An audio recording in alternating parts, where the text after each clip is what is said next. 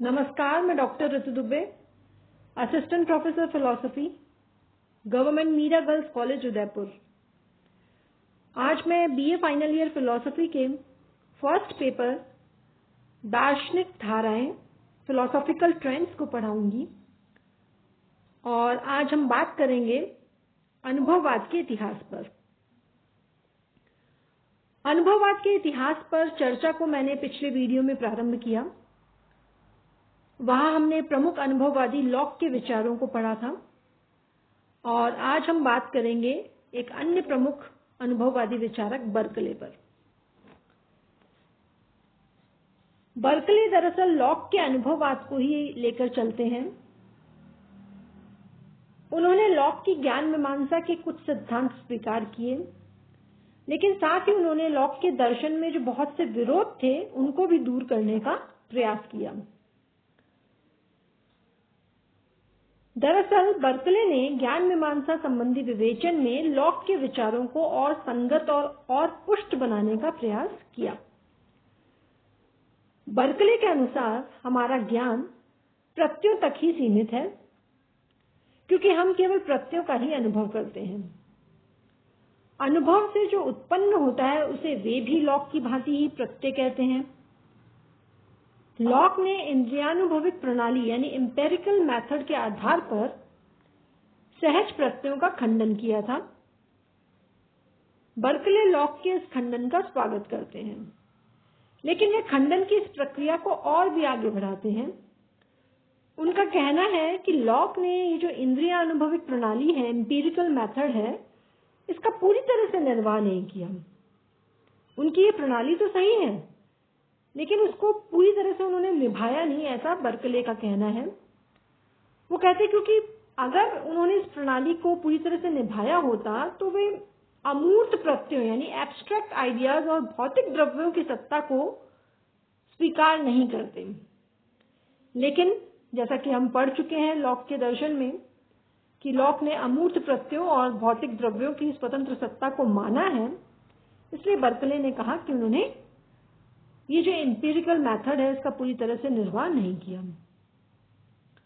Lock की समीक्षा करते हुए बर्कले कहते हैं कि अमूर्त प्रत्यय यानी कि जो एब्स्ट्रैक्ट आइडियाज हैं वो वास्तव में प्रत्यय है ही नहीं और भौतिक द्रव्य का अस्तित्व भी नहीं है। क्यों? क्योंकि अमूर्त प्रत्यय और भौतिक द्रव्य का जो प्रत्यय है वो हमारे अनुभव में नहीं है। और ये तो सिद्ध ही है कि दोनों अनुभववादी हैं और वो कहते हैं कि हमारा जो ज्ञान है वो केवल अनुभव तक ही सीमित है। तो जब हमें अमूर्त प्रत्ययों का और भौतिक द्रव्यों का अनुभव नहीं है तो उसकी स्वतंत्र सत्ता को कैसे माना जा सकता है। साथ ही बर्कले को लॉक के द्वारा प्रतिपादित वस्तुओं के गुणों का जो द्विविध भेद है वो भी स्वीकार नहीं है। लॉक ने दो प्रकार के गुण माने थे, मूल गुण और गौण गुण, जबकि बर्कले का कहना है कि मूल और गौण गुणों में कोई मौलिक भेद नहीं है और वस्तुओं के सभी गुण अनुभव सापेक्षी हैं, क्योंकि अनुभव से पृथक करके उनका कोई अर्थ नहीं होता। इस दृष्टि से बर्कले ने लॉक की प्रणाली का परिवर्धन किया, यानी उसमें और सुधार किया और उनकी प्रणाली लॉक की प्रणाली से अधिक युक्तिसंगत और समीचीन प्रतीत होती है।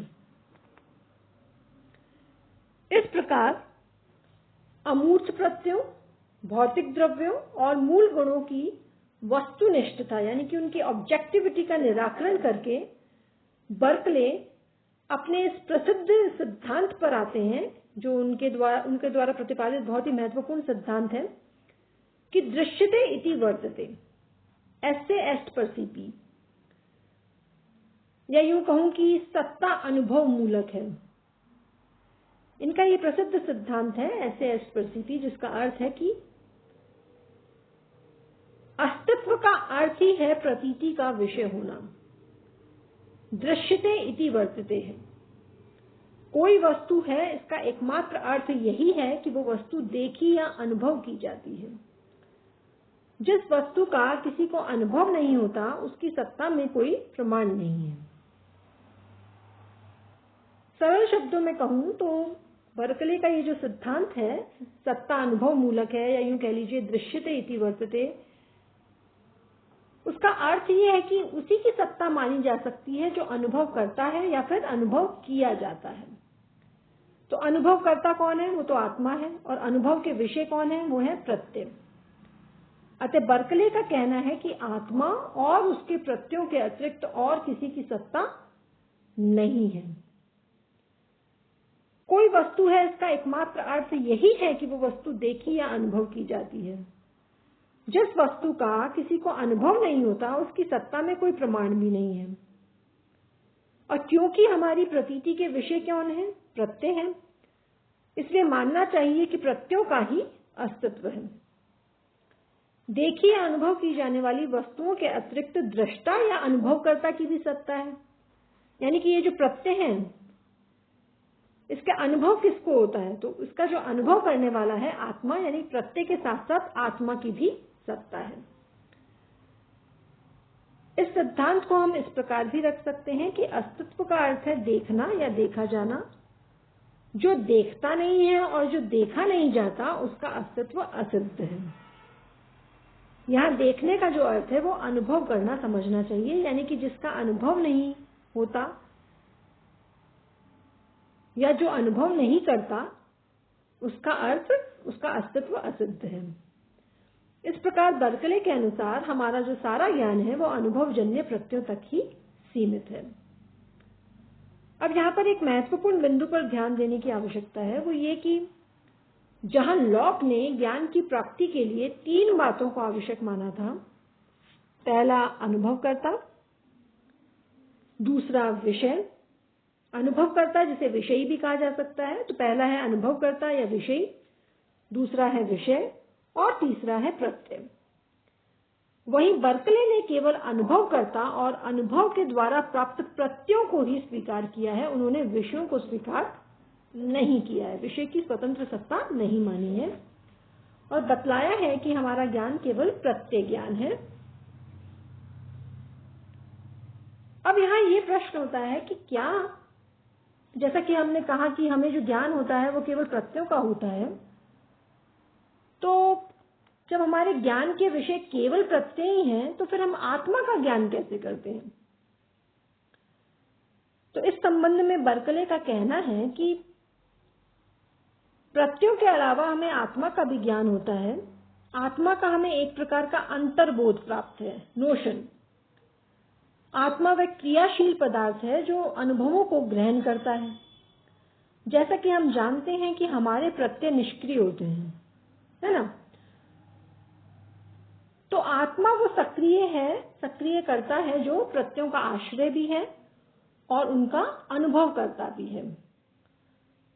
तो इस प्रकार उन्होंने अंतर्बोध के आधार पर आत्मा की सत्ता को सिद्ध किया है। अब दूसरा प्रश्न ये है कि हमारे प्रत्यय आते कहाँ से हैं, है ना? पहला प्रश्न तो उसका आधार ये था कि प्रत्ययों का आश्रय कौन हुआ, तो वो है आत्मा। प्रत्यय का जो अधिष्ठान है, प्रत्यय रहते कहाँ हैं, तो वो है आत्मा में। अब प्रश्न उठता है कि प्रत्यय आते कहाँ से हैं, उनका कारण क्या है? तो देखिए, उनका कारण स्वयं हम तो हो नहीं सकते, कारण कि ये जो हमारी जीवात्मा है, वो ये जो जगत प्रत्यय है उसका कारण नहीं हो सकती। जीवात्मा तो केवल इंद्रिय संवेदन रूप विज्ञानों को ग्रहण करती है, वो इन्हें उत्पन्न नहीं कर सकती, है ना? जैसा कि मैंने कहा कि जो आत्मा है वो प्रत्ययों का आश्रय है और उनका ग्रहण करता है, तो वो प्रत्ययों को ग्रहण करती है, लेकिन वो उनका कारण नहीं है, उनको उत्पन्न नहीं कर सकती। ये जो प्रत्यय हैं, ये कोई जीवात्मा की इच्छा या उसके संकल्प पर निर्भर नहीं होते। अगर ऐसा होता कि ये जो प्रत्यय हैं ये हमारे पर ही निर्भर होते, तब तो मैं अपनी इच्छा अनुसार ही धन की उपस्थिति का आनंद ले सकती थी, धन का जो प्रत्यय है वो उत्पन्न कर सकती थी, लेकिन हम जानते हैं कि ऐसा नहीं हो सकता। इसलिए ये बात तो सिद्ध हो गई कि ये जो प्रत्यय है उनका कारण मैं नहीं हो सकती, यानी कि जीवात्म नहीं हो सकता। दूसरा एक प्रश्न उठता है, तो क्या प्रत्यय जो है वो स्वयं अपना कारण है, या एक प्रत्यय दूसरे प्रत्यय का कारण है? तो ये भी नहीं हो सकता, क्योंकि प्रत्यय तो स्वयं निष्क्रिय है और विषय रूप है। तो एक जो प्रत्यय है वो दूसरे प्रत्यय का कारण नहीं हो सकता। तो फिर प्रश्न उठता है कि फिर ये जो प्रत्यय हैं ये आते कहाँ से हैं? जड़ पदार्थ भी प्रत्ययों का कारण नहीं हो सकते, क्योंकि जो जड़ पदार्थ हैं, पहली बात तो बर्कले ने कहा है कि जड़ तत्व की कोई सत्ता ही नहीं है। दूसरा ये कि जड़ पदार्थ अगर हों भी तो चेतन प्रत्ययों को उत्पन्न नहीं कर सकते, इसलिए इन प्रत्ययों का कारण जड़ पदार्थ भी नहीं हो सकता।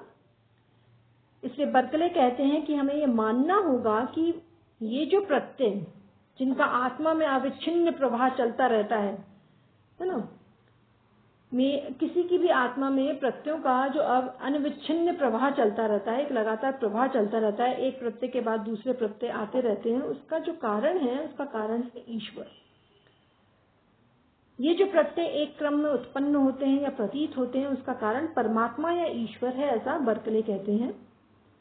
साथ ही वो ये भी कहते हैं कि ईश्वर भी क्या है, ईश्वर भी आत्मरूप ही है, यद्यपि वो अन्य आत्माओं से अधिक शक्तिशाली और ज्ञानवान है।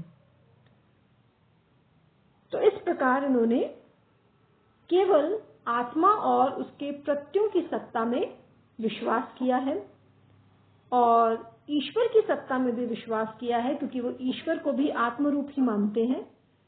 हाँ, ये अवश्य है कि वो अन्य आत्माओं से अधिक शक्तिशाली और ज्ञानवान है। तो ये था बर्कले का अनुभववाद। धन्यवाद।